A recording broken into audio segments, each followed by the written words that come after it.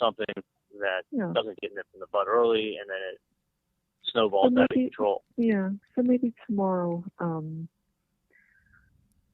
we're up early, so what if we met you for breakfast or something around, you want to meet Charlie for breakfast, Harvey? Yeah.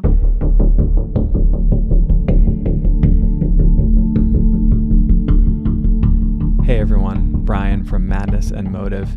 If you've been following the channel, you know that, in my opinion, I think Harvey Adelson had knowledge of the plot to kill Dan Markel and was likely directly involved in it. I've come across some additional materials that I'd like to review with you today, but in order to do that, I think it's really important that we establish context. So I've put together a number of slides that will help us kind of map the timeline leading up to these new wiretaps and conversations and give them the context they need.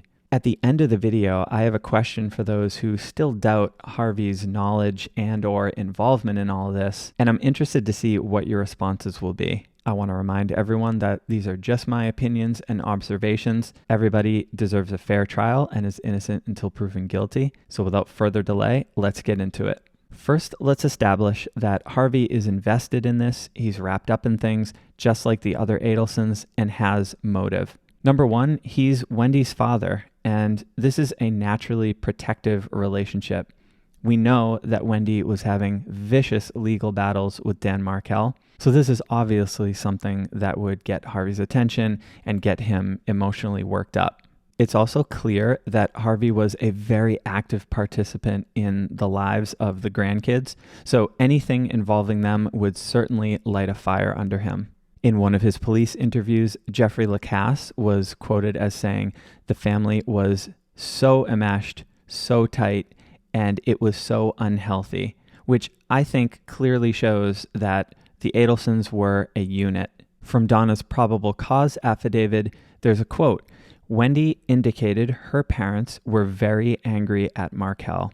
So this is a direct acknowledgement from Wendy that both Donna and Harvey were very angry at Dan Markel over all the legal battles. Finally, we know about Donna's $1 million bribe attempt to coerce Dan into allowing Wendy and the kids to move to South Florida. 1/3 of that $1 million was going to come from both Donna and Harvey. In my opinion, Harvey is deeply involved in the family affairs. He's enmeshed, like Lacasse said, and he shares motive with the other Adelsons. Now let's look at his behavior when investigators started coming around asking for interviews.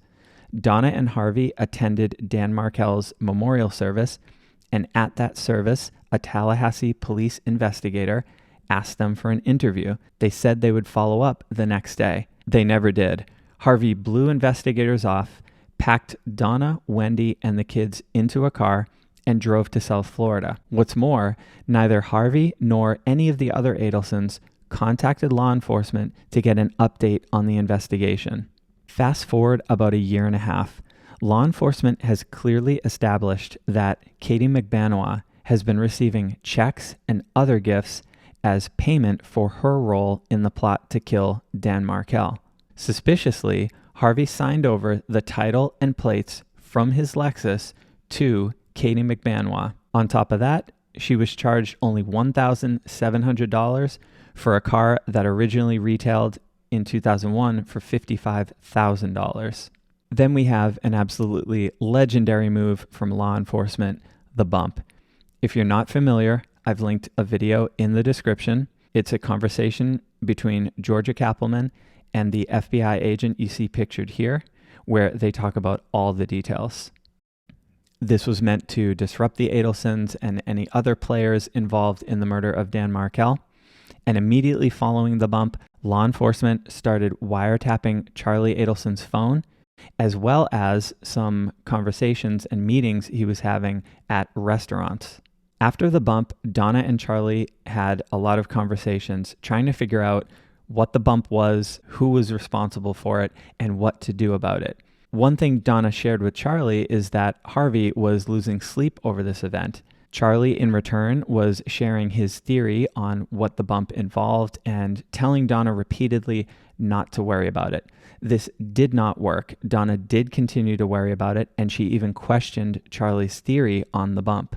Since he was not having luck cooling his mother down, in my opinion, Charlie moved to calming his father down and getting him on his side. He invited Harvey for a lunch at a local sushi restaurant called Matsuri, where they discussed the bump. Let's take a look at that transcript together and some highlights. So Charlie begins, "You could say it all day long. I could even tell you he's inaudible. That's it, all day long. It's not done like that. And the funny thing is," then he whispers in Harvey's ear, "they wouldn't want to talk to Wendy, so you're the next to talk to." I want to pause really quick and point something out.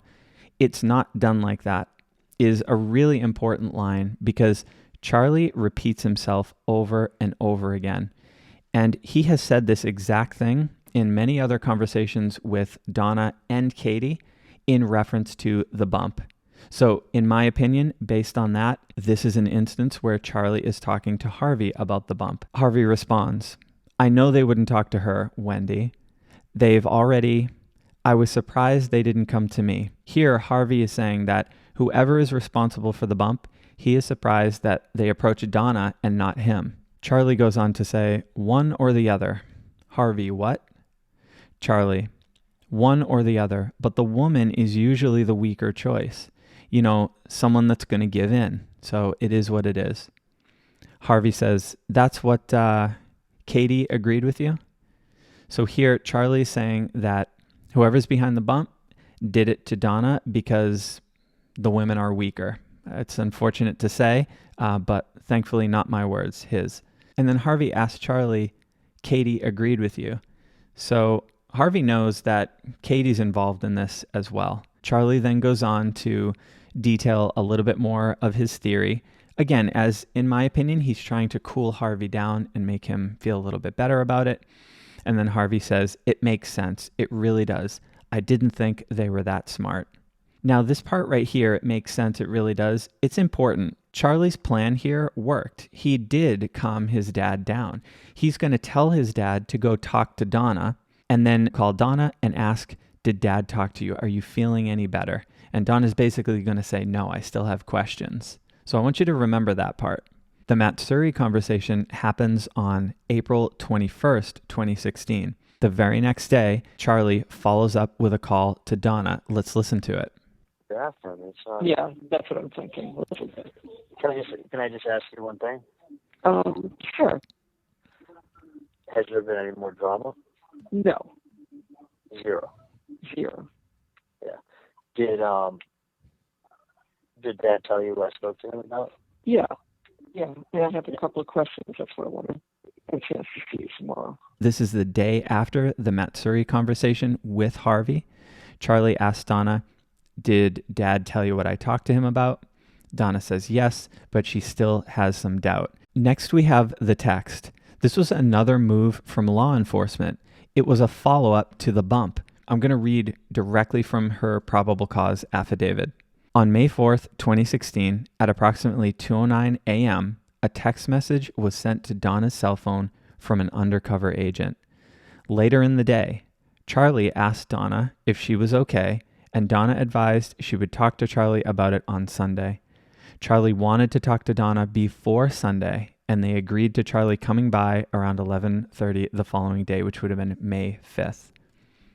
Now, this is important because we're going to actually listen to that phone call that they had where they're trying to schedule the follow-up discussion to the text. Before we listen, I want to give full credit to Fancy Fiction for these wiretaps. She's the one that posted them on her YouTube channel and her Twitter. I've linked both in the description if you'd like to check them out for yourself. So that's what. Yeah, that's good stuff. So are you on your way now to the gym? Yeah. Oh, okay. So is everything else okay? Yeah. It is, or are you just saying it is?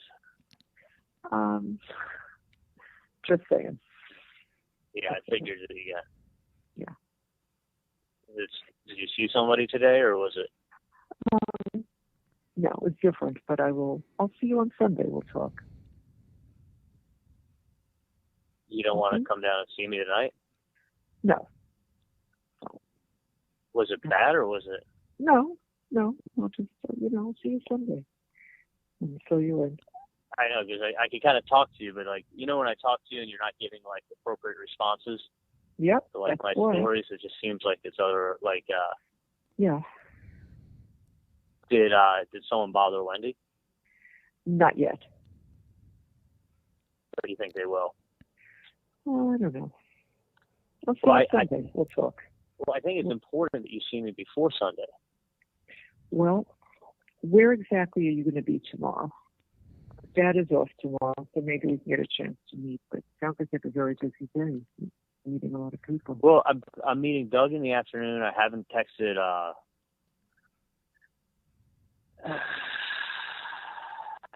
haven't texted Adam yet. I'm supposed to meet him at some point, but I can set up a meeting with him at any time. Do you want to come up to my house in the morning or?